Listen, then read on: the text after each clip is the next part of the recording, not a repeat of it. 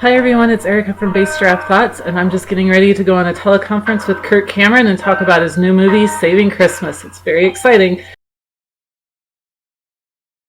I am very excited to introduce you to Kirk. Most of you, like me, probably first became aware of Kirk as Mike Seaver on Growing Pains.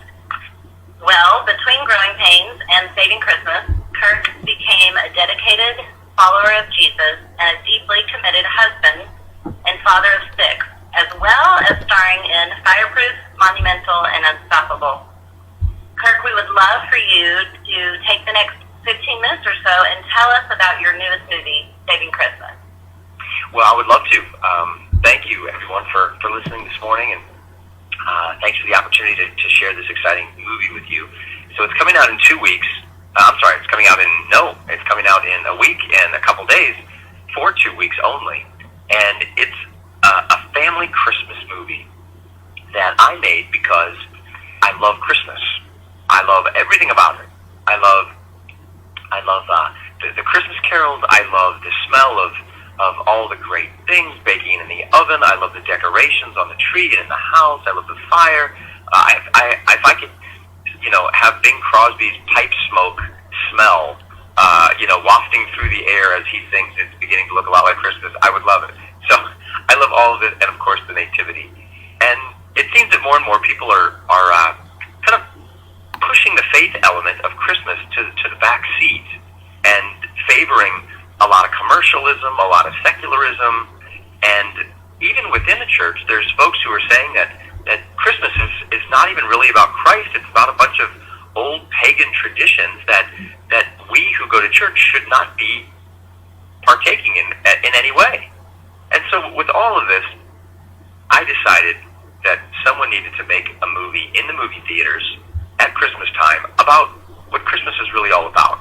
It's about putting Christ, the baby in the manger, front and center in the midst of all of this stuff that surrounds Christmas, so that we can maximize the joy that came to the world, in the form that the Lord who came, in the form of the Lord who came.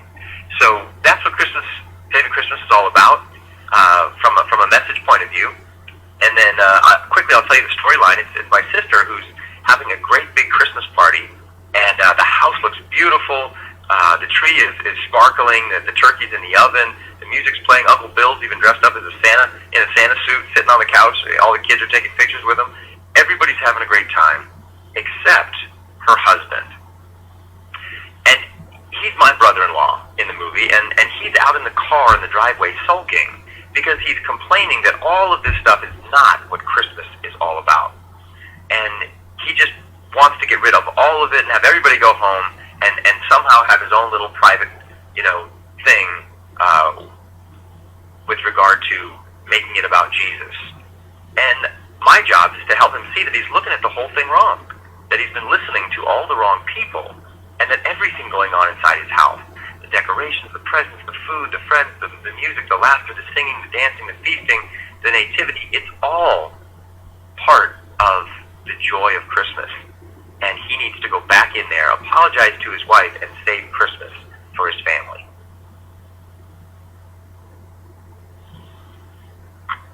That's great. So, Kirk, can you remind us again, just so everybody's clear on the line, what is the date of the release?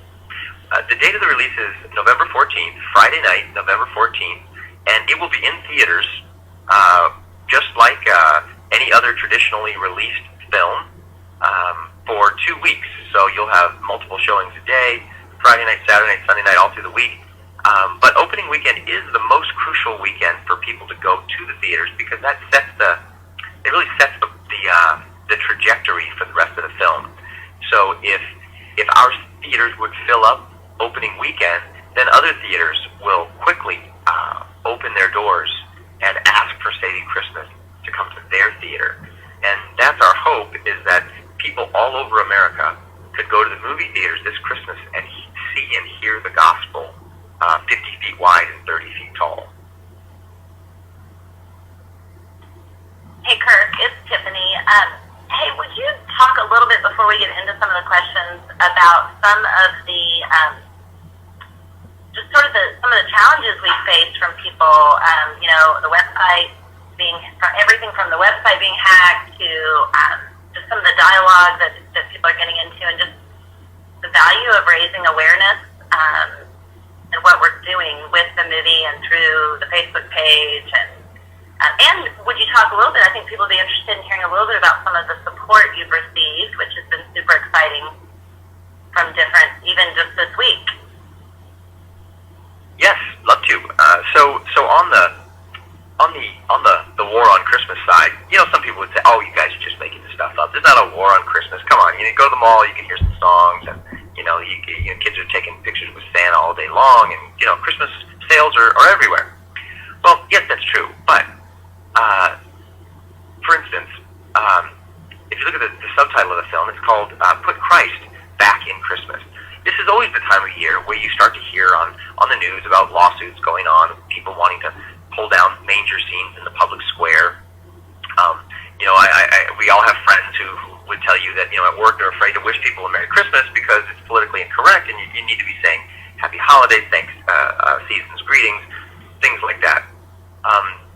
Just several days after we launched our website for Saving Christmas, it was hacked by an anti-Christian group, quite a militant group out of Turkey, of all places, who basically took over the website and put up their poster of an ancient Turkish sultan with bows and arrows and machetes in his hand, and some Arabic words saying that the spirit of the Ottoman Turks, who are the Arabs in that area from long ago, think Crusades, think all that stuff, will rise again along with their weapons.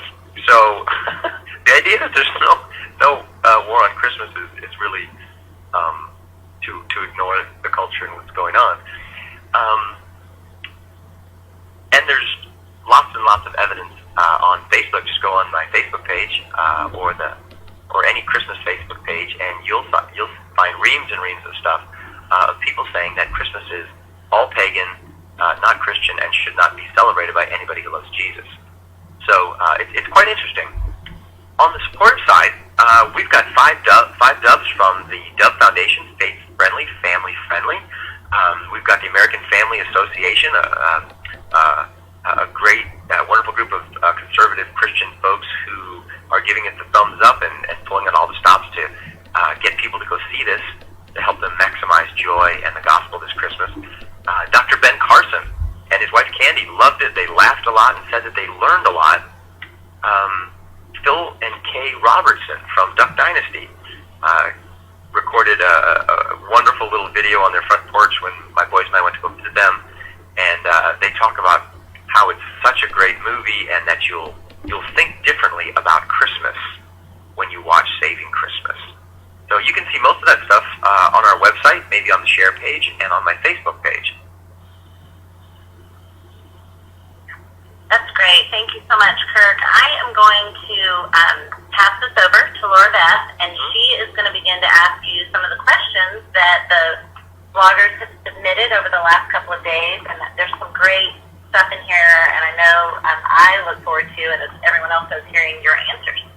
Great.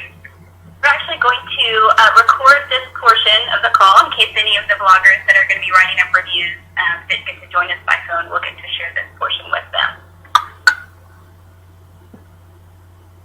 The recording has started. Okay, great. We've got categories today on our conference call with Kirk Cameron, featuring Saving Christmas as our main topic, but we're going to go into all sorts of things, including previous projects Kirk has worked on, the personal things as far as family and faith, and of course talk a little bit more about the story behind the story of Saving Christmas. So I actually would love to start with one of the questions that came in through Twitter. Again, if you're on our Twitter feed right now, you can use hashtag KirkTalk, hashtag Saving Christmas to correspond with us. But Kirk, the Twitter handle Parenting Healthy would like to know, how would you describe the meaning of Christmas to a younger child who is present eager, so hungry for those presents on Christmas? Would you, it broke up just a little bit, would you repeat that? Sure. So the question comes from Parenting Healthy,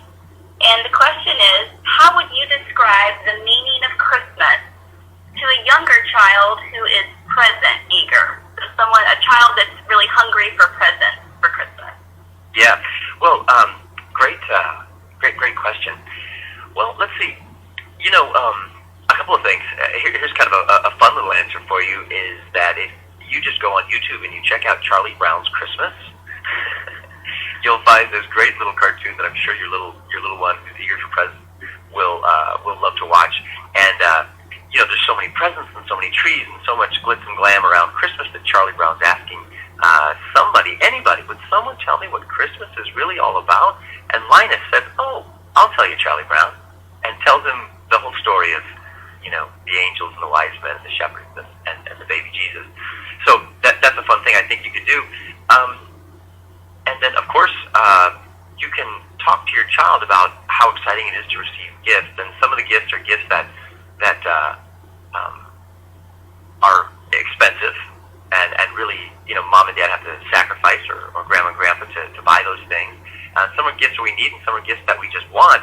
And that ultimately, the reason giving gifts is so meaningful, the reason that we love it, the reason that it's so exciting to receive gifts is that because God made us in such a way to appreciate valuable gifts, and then you can tell them about how that comes from a God who knows what it means to sacrifice and who knows what it means to give gifts to his children, and he's given us the greatest gift of all, which of course is a Savior. And you can tell them the Christmas story. So there's so many ways to do it. I'm sure there's great books out there and all kinds of ways of talking to your kids. But I think that's what I would do is I would use the thing that they're interested in or something that they would be interested in as a springboard to talk about the real meaning of Christmas, which, of course, is God coming to give us the gift that we need. And that is just, not even purchased with silver and gold, but with the preciousness of his own Son. Great. Thank you, Kirk. So our first question here that was submitted beforehand comes from Megan Spires. Megan is a writer of a devotional family blog that focuses on weekly encouragement resources for the whole family. She's a homeschool mom of 4 boys, and she lives in North Bend, Washington. So Megan would like to know, how do you intentionally create family devotional and Bible study time together and still keep it engaging for all the ages of your children? That's a great question, and I find that just inherently challenging. I can sit all 6 of my kids down on the couch and say, "Okay, kids, hey, let's sit down. Dad's got a little something I want to share with you," and I can almost, hear the inaudible groans, of the sit-down devotional time. And I recently visited the Duggars, and how Jim, Bob, and Michelle can sit down for family devotions. I've yet to ask them. But I know some families have a real structured approach to that, and in our family, we actually do that. We homeschool our kids, so there is structure with regard to, hey, we're going to sit down, we're going to read through this book of the Bible, or we're going to have some devotion. Certainly, you can find lots of devotional books to go through and make it fun. You can, incorporate games and fun things for some of the little ones. But what I've found to be most effective at our house, honestly, is to find times that my kids are already sitting together, and we've just made a family tradition of having dinner together every night. Not every single night, but most nights, 6 nights a week, we're sitting down having dinner together. And it's a time when my kids their mouths are full, they're busy, they don't want to go anywhere because what they want most, food, is in front of them. And that's the time when we sing together and we pray together, and the time for me to share things, my wife to share things, and the kids to share some family updates and what's going on and some devotional thoughts. So, we've learned that sometimes the best devotionals are in the car driving to school. Sometimes they're standing at the sink doing the dishes with your daughter. Or sometimes it's when I'm, loading boxes into, the back of my Jeep with my son, or on the way to go grab a hamburger after basketball practice, that we have our best devotional times. So one of the things I'm trying to do is anticipate those times. Hey, I've got 15 minutes in the car with my son right now, or an hour drive to whatever this event is, and that's the time when I want to talk about this, right? And I find that it's on the go devotional moments that work best for us. That's great. Kirk, you mentioned have a lot of bloggers in our network and many that are on the phone with us today that are also homeschooling families. So our next question comes from Kendra Neal. She's a homeschooling mom and lives in the Chicago area. She's wondering, what helped you make the decision to pull your kids out of public schools and into homeschooling? And she also wants to know, did any of your sisters homeschool their children? Well, as for the reason why, it was we needed to unplug from the matrix, right? It was a crazy schedule, feeling like you're hanging on to the tail of a thoroughbred racehorse as a parent, and this school schedule and this sports schedule and this everything is just like running 100 miles an hour, and you're just trying to keep up. And that's sort of the nature of our culture today. We can get so busy with work and school and ministry and sports and counseling and church and all that stuff that it can be just nuts. So we decided to step out of that, and we also wanted more time with our kids. We also wanted the ability to not only keep them away from the moral cesspool that tends to be most school environments. Unfortunately, even Christian schools with a cross on the front of them, we found that many of the private school options that we had to choose from really did not seem to be any different than a government school with a cross put on the front of it, and just a lot more expensive. So we wanted to be able to customize their learning and their curriculum so that they didn't have to fit into a system and be ridiculed because their strengths were different from the teacher's strengths, or because they weren't keeping up with whatever, or weren't able to get the kind of attention they needed in particular subjects. We wanted to provide that for them, and so we were scared to do it, and talked to a few people. And I remember Vodi Bakum, if any of you know him, he wrote a book and he preached a sermon in which he said, if you send your children to Caesar to be educated, don't be surprised if they come back Romans. And that just rang between my ears.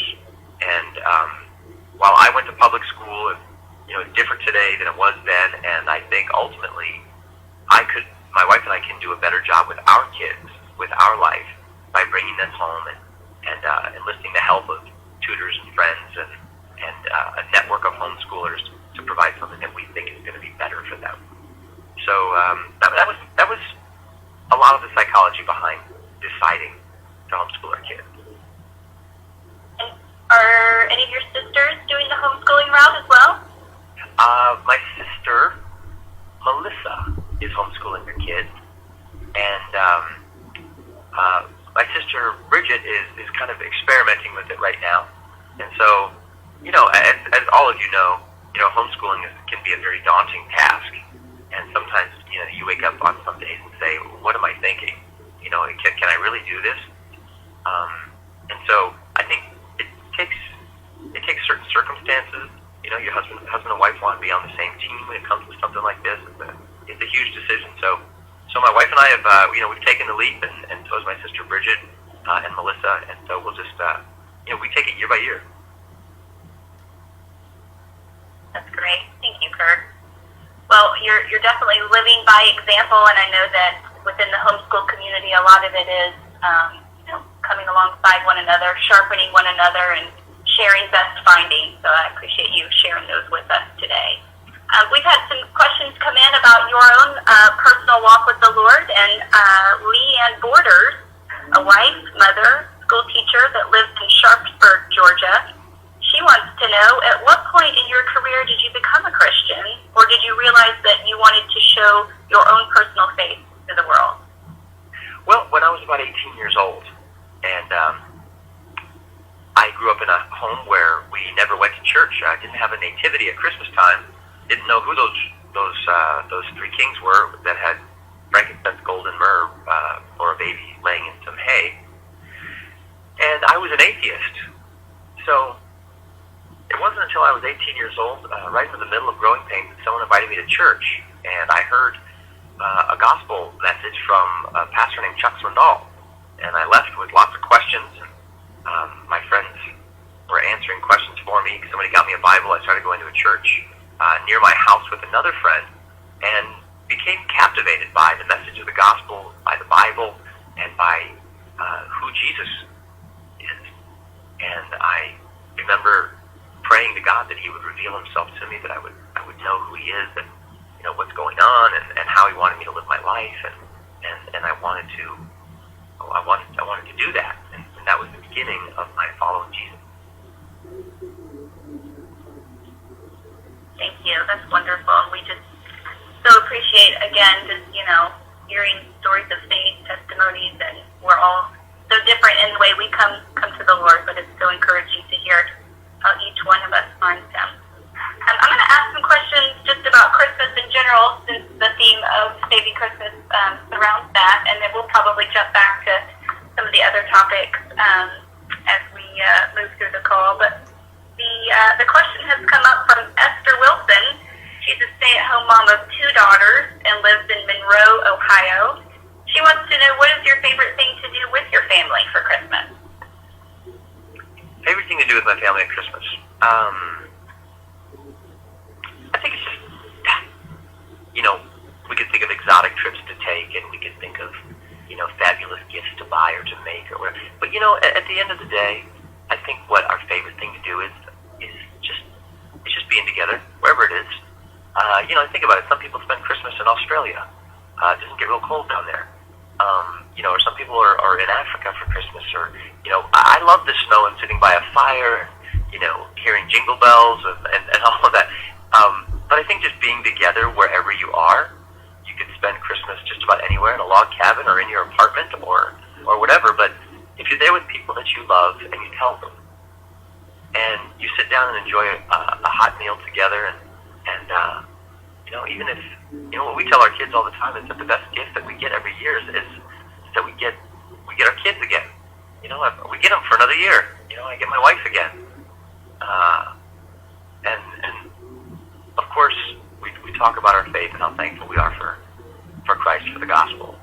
And that's really the favorite part about Christmas. I mean, that's ultimately it. Being with the people that we love, and being thankful for the one who is love.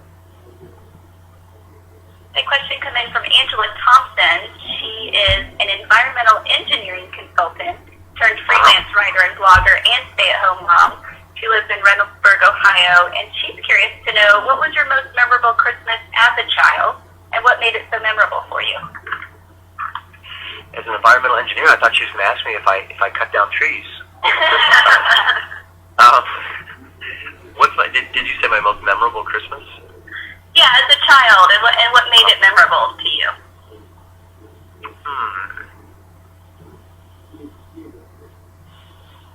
Or maybe there's so many to choose from. I'm thinking. I remember when I got my a big red surfboard, which I just thought was amazing. Giant red surfboards. I could go out. I live in California, so we go out and we can go surf. And I could go out with my uncle, and I remember getting that, and I was so excited to learn how to surf. And he taught me how to surf on this big red surfboard in his swimming pool. And he would tie a rope to the front end of the surfboard while I laid down on it. And he would pull it across the top of the swimming pool, and my job was to stand up by the time it hit the other edge of the pool. So for whatever reason, I remember that really well. But I think more than just a particular Christmas, what I remember most is, the wonder and that feeling of, I wonder if Santa's going to come tonight. And I remember we grew up in a house where we never went to church and did not have a nativity. I had no idea about the faith side of Christmas. When I was little, all I thought of was Santa Claus and reindeer and presents and all of that. So I remember just waiting up at night, thinking for sure I would hear those reindeers clip-clopping on top of the roof, and hoping that he didn't forget our house. And so we'd wake up early in the morning, me and my sisters, and we weren't allowed to go see, if the cookies and carrots and milk had been eaten. We had to run into our parents' room and ask them if we could go out yet. And of course, they would slowly get up out of bed, slowly go out and check. And my dad would come back and tell me, "No, I don't think he came tonight. Kids, I think he must have, ran out of presents." And so we just build this anticipation. And then finally, when my mom had everything looking perfect, and cake was in the oven and the video recorder was started, he said, "Okay, you can come out." We would run out into the room, and of course we'd dive into what looked like an ocean full of presents underneath the tree. And that was, I think, just some of the most fun memories as a kid around Christmas. Great. So you obviously celebrated Santa in your home, and one of the most popular questions we've gotten during today's call, and again, guys, hashtag Kirk Talk, hashtag Saving Christmas if you've got questions. Kathy Holland Kirk is wanting to know, how do you now handle Santa in your own home? How do we handle Santa? That's a great question. So, one of the things that you'll learn about Santa in Saving Christmas is who he really was. And I consulted a really fascinating book by a good man. He's a historian, and his name is Bill Federer. In fact, I just interviewed him a couple nights ago. And he wrote a book called There Really Is a Santa Claus. And with a provocative title like that, I had to read it, especially doing a Christmas movie. And I found out all kinds of stuff about St. Nicholas. And so we talked to our kids about who St. Nicholas is, that there really is a man who is the genesis, the inspiration for, the cartoon movie that we see on TV, in Santa Claus Is Coming to Town, right? The jolly red elf in the funny little suit, smoking a pipe, and, the one who got lost in the Arctic and discovered flying reindeer. Well, when you really look at who the real man was, you find that he's this incredible, devout Christian man who was imprisoned for his faith under the reign of Diocletian in the Roman Empire. He was a bishop in Asia Minor, and he was actually famous for his generosity to the poor and his gift-giving to children. And there's even an account of when he went to the Council of Nicaea in AD 325 and opposed a heretic at the Council of Nicaea who was denying the doctrine of the Trinity. And he set the group straight, and the record says that he even punched him in the face at the church council. Good old jolly St. Nick decked a heretic at the Council of Nicaea and preserved the doctrine in the Nicene Creed that many of us recite at churches today, that Jesus is God in human flesh. So he was an amazing Christian man, a bishop, and he actually started the tradition that we hold today of secret gift-giving in stockings.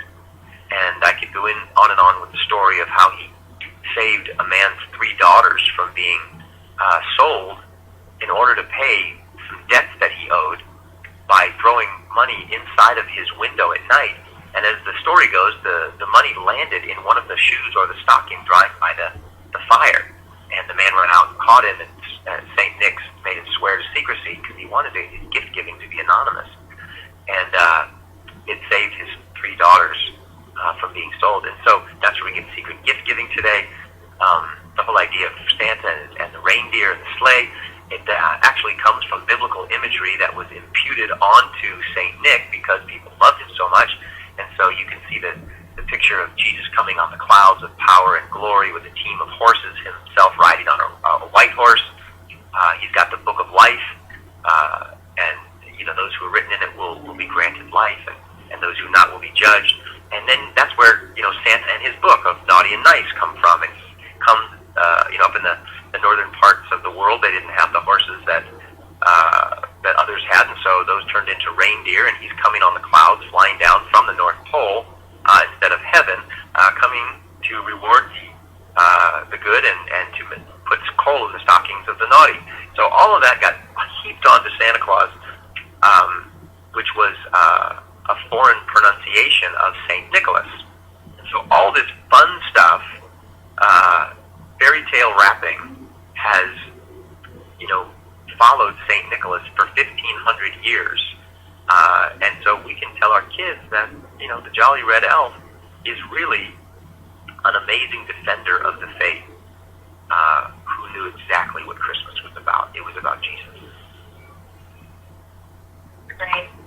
On the early part of the call, Kirk, you mentioned the love of hot chocolate. We've had a question come in that is from Renee Goodwin. She lives in Falls Creek, Pennsylvania. She wonders what your favorite holiday food is. Your favorite holiday food? Well, that's a good question. I don't think I have a favorite. I love all of it, and I love when people cook it. I love when people bake it. There's just nothing better than walking into a house and smelling something baking in the oven, right? I mean, even a piece of toast fills your house with a wonderful aroma. And so, apple pie, mince pie, pumpkin pie, it's just it's the Thanksgiving dinner all over again, right? And I just love all of it, and I always eat too much of it. And I always find myself laying on the couch or on the living room floor after Christmas dinner because, again, I've just enjoyed the holiday, beyond my stomach's capacity. That's great. So who does all the cooking at your house? Is that all your wife, or do you jump in the kitchen to help? That's a me question. That's not a formal question from the Twitter. Well, answer that too, Kirk. my wife, she loves to cook. She's a wonderful cook, and we live out here in California, right? So we don't have biscuits and gravy for dinner or for breakfast. We're not having cheese grits and biscuits and gravy and chicken and dumplings and collard greens and fried chicken. And although, let me tell you, we went to the Robertsons' house. I took my boys hunting there, and they made the best chicken fried venison for breakfast with biscuits and gravy I've ever had. It was amazing. But in California, we get really health conscious out here. So it's the land of fruits and nuts. And so we're sort of eating, raw fish, sushi, oranges and walnuts. But my wife, she is an amazing cook, and she tries to keep it healthy for everybody. And I love to cook.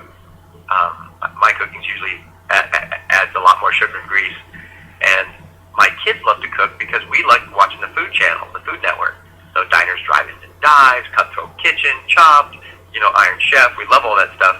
And so my kids, every once in a while, will bring friends over, and my wife will stock the kitchen, and we'll do Chopped with my kids. And they'll just make up all these amazing dishes. And some of them are just unbelievably delicious. And, we sort of, give them each awards for uniqueness and flavor and presentation and all that kind of stuff. So we're pretty much a cooking family. We like food. That's so great. Speaking of your wife, Jennifer from Greenwood, Indiana, would love to know, how did you meet her?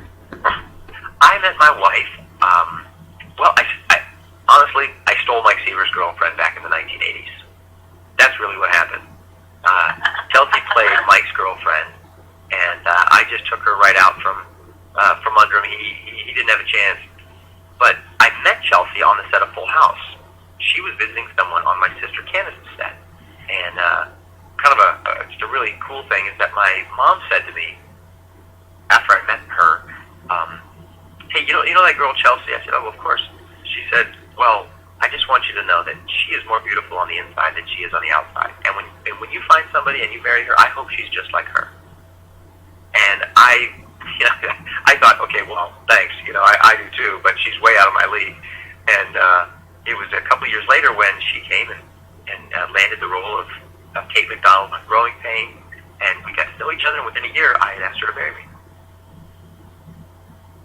Wow. If we didn't have the mute function enabled on all the callers, I could tell there was probably lots of sighs and wows to that story. That was really sweet and very, very cool.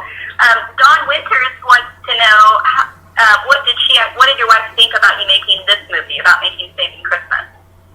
She loves it. She loves Saving Christmas. She's seen it a few times, and she hasn't. Of course, we haven't seen it in a great big theater. I have, but my family hasn't seen it. Big giant in the movie theaters yet. But she really liked it. She loves all the stuff about Santa Claus, and we have a wonderful whole section in there that shows you things about the nativity that you probably never thought of, particularly dealing with swaddling cloths and what are those swaddling cloths and where do they show up in the Bible story? Well, they show up in Jesus' birth, but they also show up one more place that's very, very important, and it changes the way you look at the nativity scene, because those swaddling cloths are more than just a cozy blankie for a baby. They actually do something very important later on in Jesus' life, and you can find that in the Bible with frankincense and myrrh, just like those cloths were accompanied with those spices at his birth or his baby shower. So she likes all the different elements of it, and it's funny. I think that's one of the things she loves about it. Some of my documentaries have been quite serious, taking on the problem of evil, dealing with the founding of America, and this one has so much fun, so much laughter. We've got, uptight, super religious people in it, and then we've also got, the super fun, wild and crazy Pentecostal charismatic at the party, and you see the two of these guys talk about their faith. It's quite funny, and I think you can see a little bit of that in the trailer. And I think what she likes also is that it brings the gospel to us in a way that we can really download into our Christmas.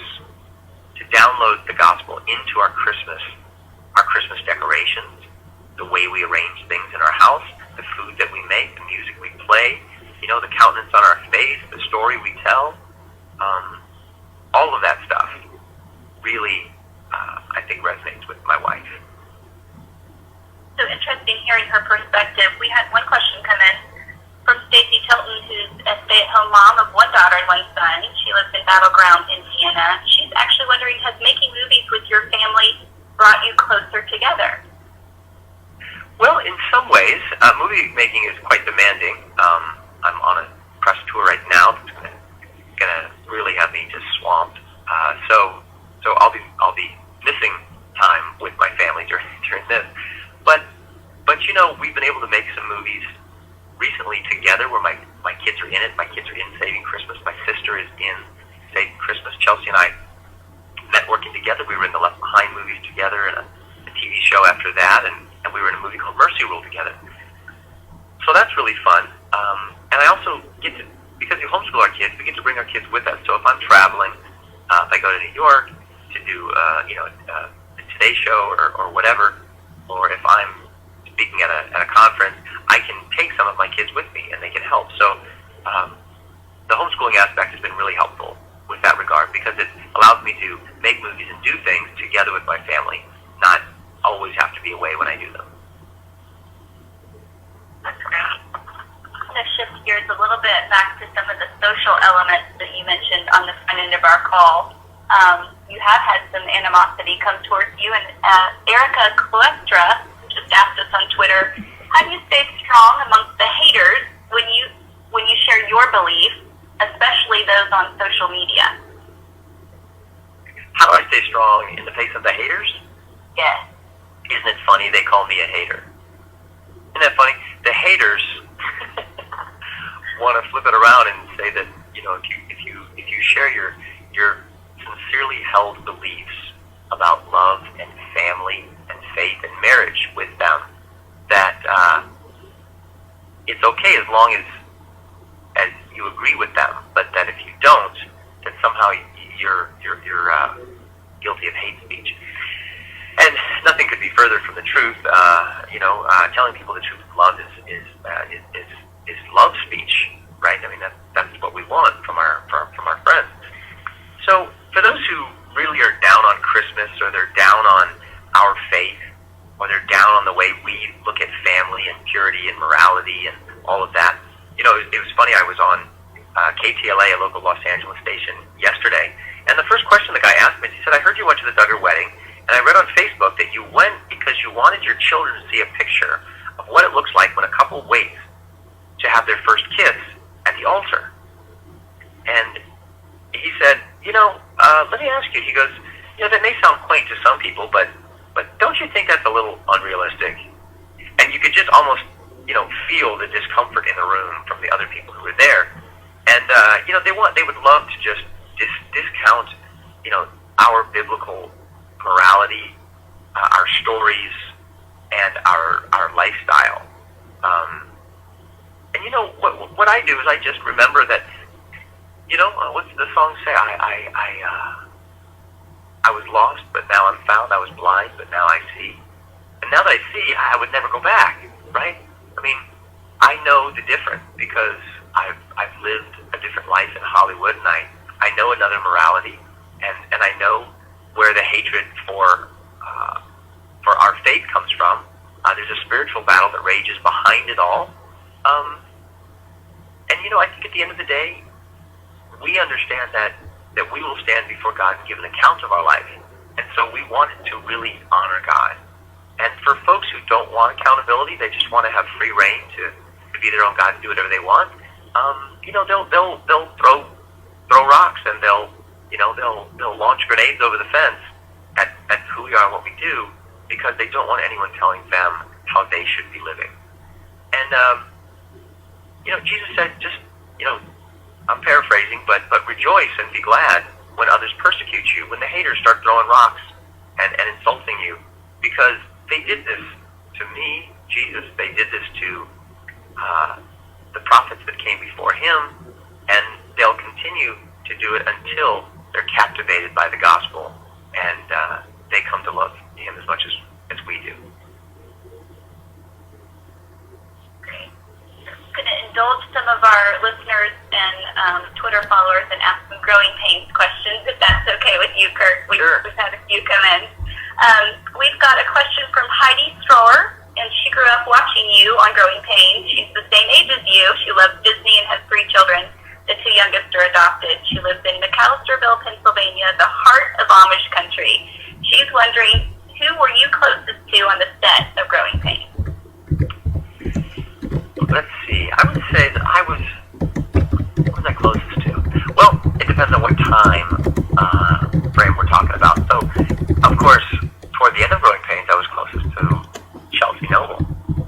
We got married, so we were really close.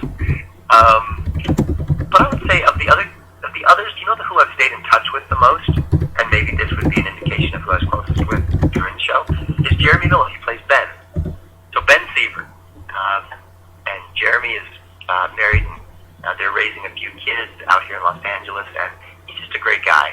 And I love spending time with Jeremy, and we don't see each other all the time, but when we do, it's like we pick up right where we left off.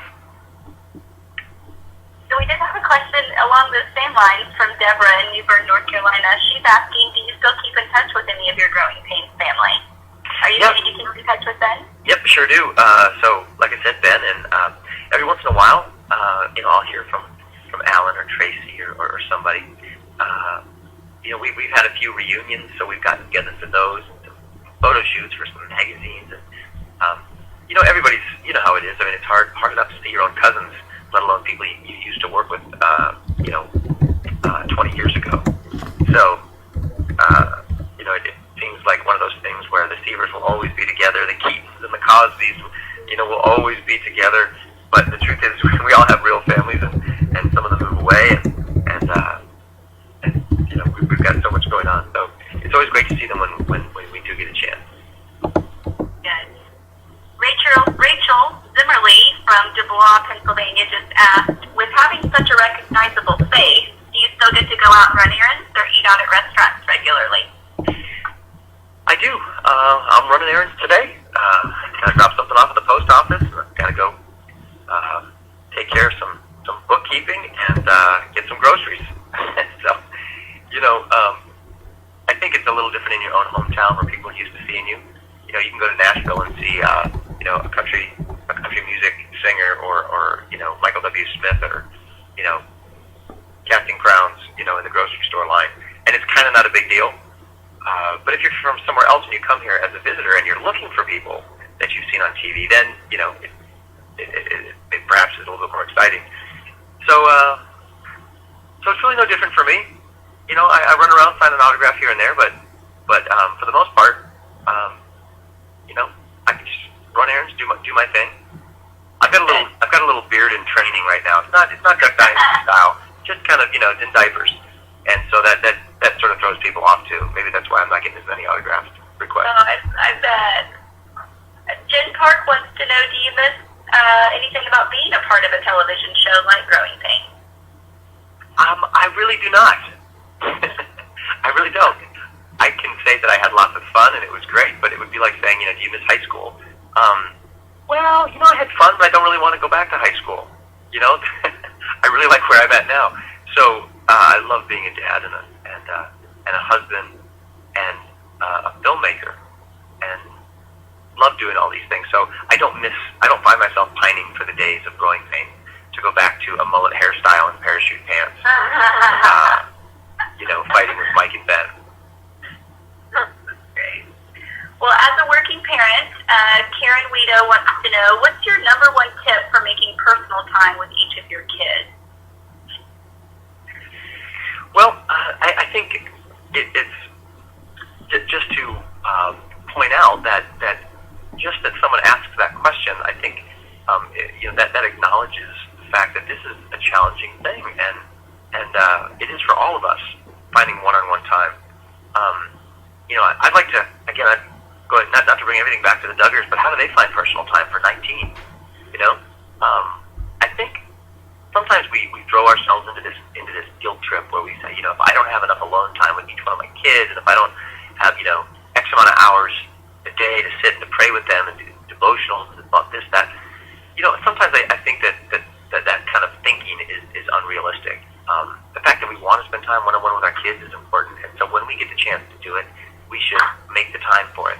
But most of life, I think, we have so many conveniences today that we have time to sit around and watch TV. But when there was a time where we look into the scriptures and people weren't sitting around on social media and just sitting at coffee shops and tweeting to their friends while their kids were off in school for 8 hours. I think that the expectation from God is that as we go through our life, it's going to be a busy life. It's going to be busy doing all the things that are necessary to raise a family. And so that one-on-one time is not going to be copious, time sitting down, doing whatever some would say that we need to be doing. And so, again, while we're keeping our home, while we're working, whether I'm going to work as a lawyer or a farmer or as a plumber, if I can have my kids with me, I can be talking with them. And I think that's what we find in Deuteronomy, right? It teach these things to your children when? During the set-aside devotional time? Great, if you can find that. But if not, do it when they rise up. Do it when they lie down. Do it when they're sitting, when they're standing, and they're walking by the way. Do life together with your kids.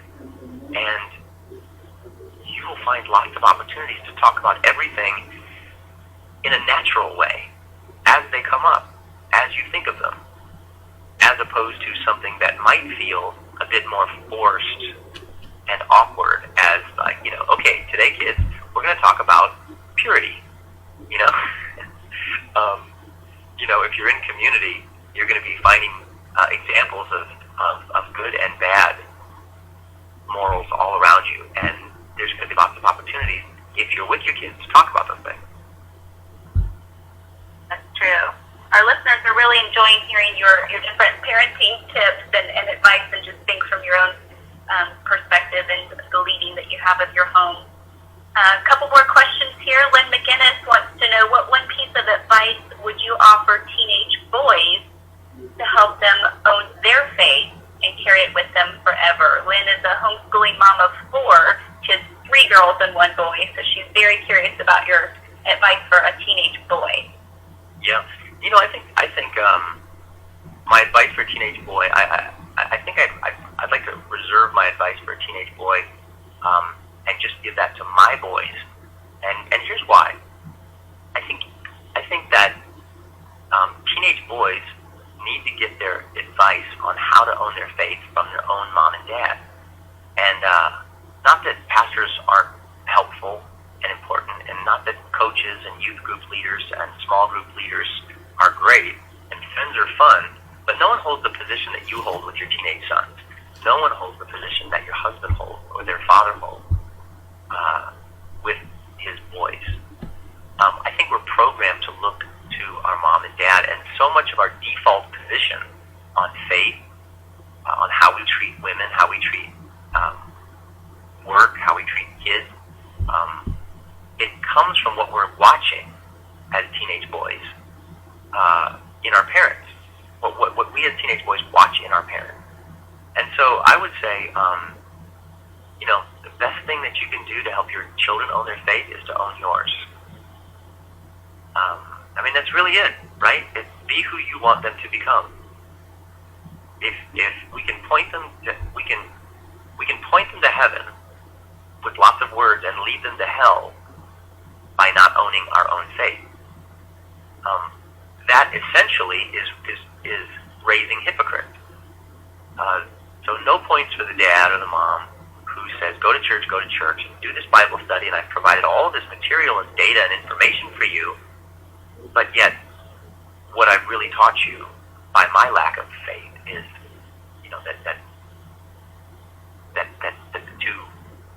that it's really a sham.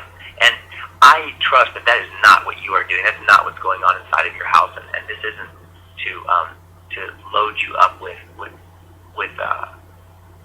negativity. It's to inspire you to say that what you are doing in terms of your own integrity and what your husband is doing in terms of modeling faith is by far the strongest influence on your children. And so every good thing that you're doing and living and saying is going to pay the biggest dividend. And on a practical note from a friend's parent to parent, I would say a great thing that we've been doing is we've had our kids read a book called Do Hard Things, which is a great book. The Harris boys wrote that, Do Hard Things. And then the other thing is to find great adventure stories that incorporate heroes of courage and integrity and faith. And Chuck Black has written a series of books. Chuck Black has written a whole series of books, and it's all about knights and dragons and this and that. And these are great, fun, exciting stories. I found that boys don't want to read romance novels. They want to read adventure stories. They want to read stories of, that where they can put themselves on a horse and thrust a sword through a dragon's head and rescue a damsel in distress. And by reading those stories to your kids, I found that these are the kinds of character qualities they want to take on. Thanks, Kirk. That is such great advice. I was just thinking about just this morning, two of my three boys were beating each other with swords while I was trying to get ready to get them to school and get them to work. And I love the advice. I just wrote down myself, Do Hard Things and Chuck Black, Exciting Stories. And I love the reminder that we are our children's best example on this earth of what it looks like to live a life to follow Jesus, and what it looks like to have the most fulfilling life on earth that we can have, that God wants us to have. Yeah. And so I appreciate that. Could I add one more little thing there? Absolutely. It's it makes sense to us that whatever the important points are, we're going to find them in the scriptures, right? And we don't go to the scriptures and find things like, oh, you've got to make sure you find a great youth group leader. Oh my goodness, you've got to find a great and you've really got to find the right these external experts that sometimes we're told we need in order to properly church our kids. Well, we don't find that in the scriptures, and I think it's because God's designed it in such a way that is just what you said is right, is that all your kids really need is they need a mom and a dad who are all in and are willing to spend time doing life together with their kids. So if you're all in with your faith and you're doing life together with your kids, they're going to pick up 80% of what you want them to pick up, with or without a youth pastor. And if you're doing this in community with other families that are like you, well, which is critical, now you have, friends and fun, and you begin to do life together with other like-minded families. And in the midst of all of that, I think organically will come all the things that you need for healthy, well-balanced kids. That is excellent. Thank you so much, Kirk. Well, we are right at 12 o'clock, so I wanted to remind everyone that Saving Christmas comes out in theaters Friday, November 14th. You will be receiving your link to watch the film and write your review within the next 24 hours. We are so grateful and thankful for your time.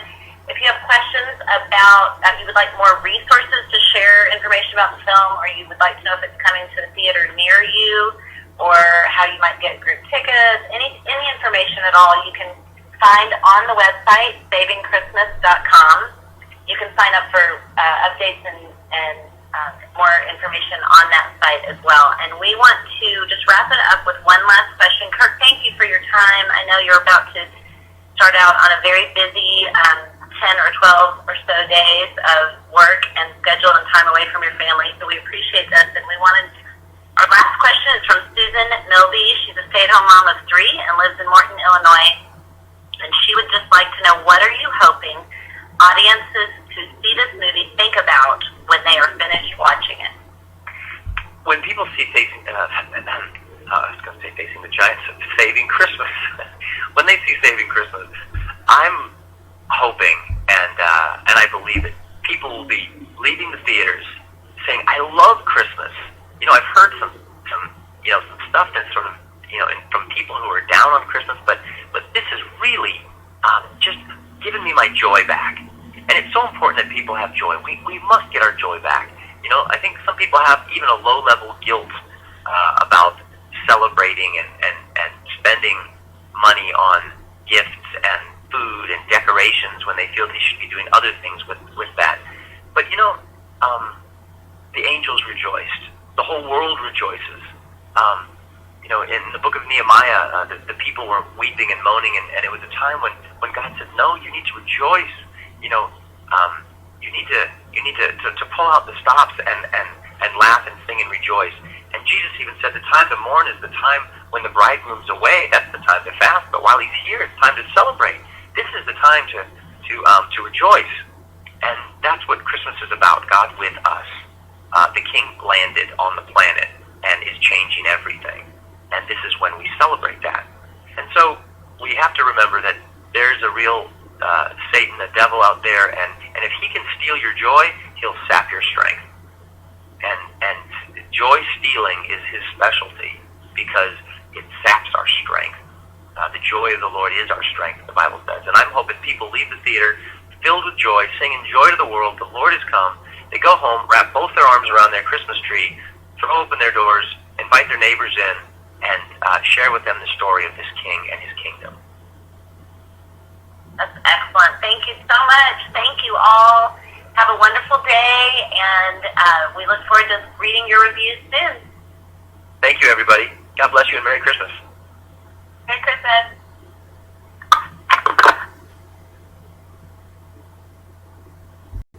I know that was long, but it's very exciting to go see Saving Christmas November 14th in theaters near you, and look for a review on my blog. Thank you.